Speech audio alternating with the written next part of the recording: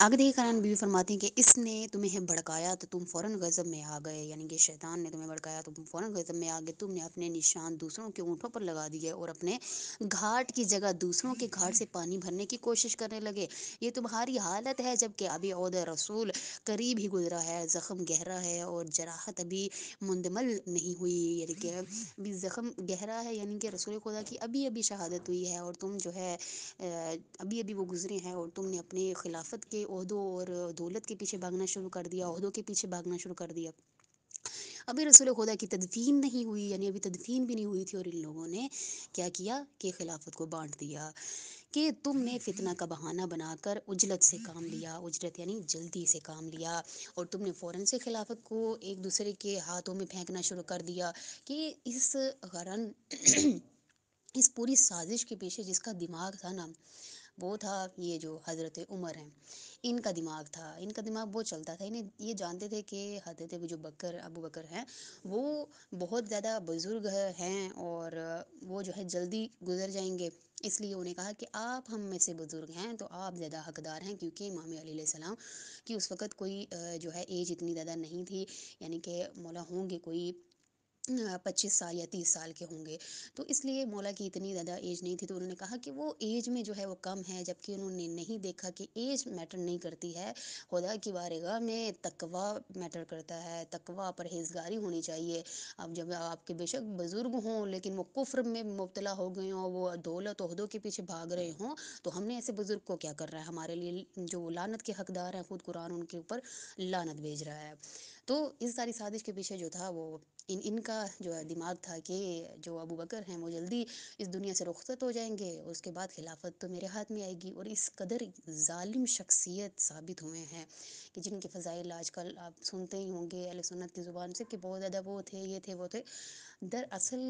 اگر ان کی ہسٹری پڑھی جائے کہ اس قدر ظالم شخص تھے کہ اگر یہ کسی عورت کو بلاتے تھے کہ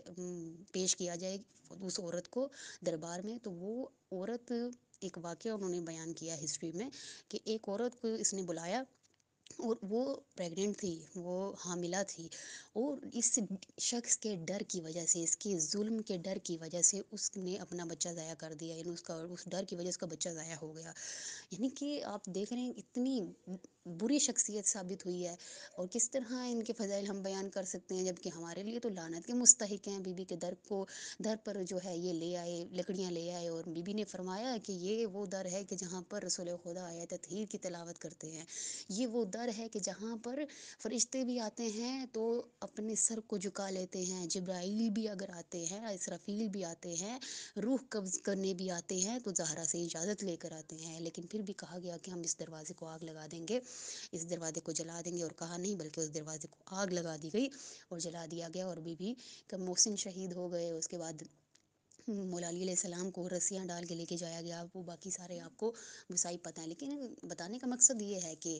اس ساری سازش کے پیچھے اس کا دماغ تھا کہ یہ جانتا تھا کہ بس خلافت کو اسی طرح بول کی طرح ہم کبھی اس کے پاس کبھی اس کے پاس جو ہے لیتے رہیں گے اور اپنے تک ہی رکھیں گے۔ تو جب عثمان کی جو ہے ہوئی رحلت، اس کے بعد امیر المومنین کو کہا گیا کہ آپ ہمارے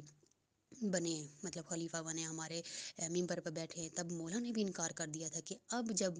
مجھے ضرورت نہیں ہے بالکل بھی، اب جب تم جو ہے ساری جو ہے خلافت کو لے چکے ہو تو اب مجھے کیوں کس خوشی میں جو ہے وہ لے کے جایا جا رہا ہے کہ آپ خلیفہ بنے، آپ ممبر پر بیٹھے۔ مولا نے بالکل انکار کر دیا تھا، لیکن فقط خود آپ جانتی ہیں کہ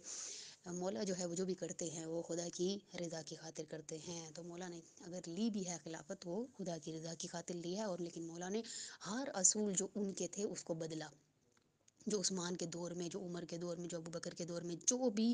تھا، اس ہر چیز کو بدل کے اپنے قوانین جاری کیے، اور ایسے قوانین جاری کیے کہ آج تک وہ قوانین جو ہے اگر کوئی جاری کرے تو واقعاً ایک اسلامی معاشرہ جو ہے وہ وجود میں آ سکتا ہے۔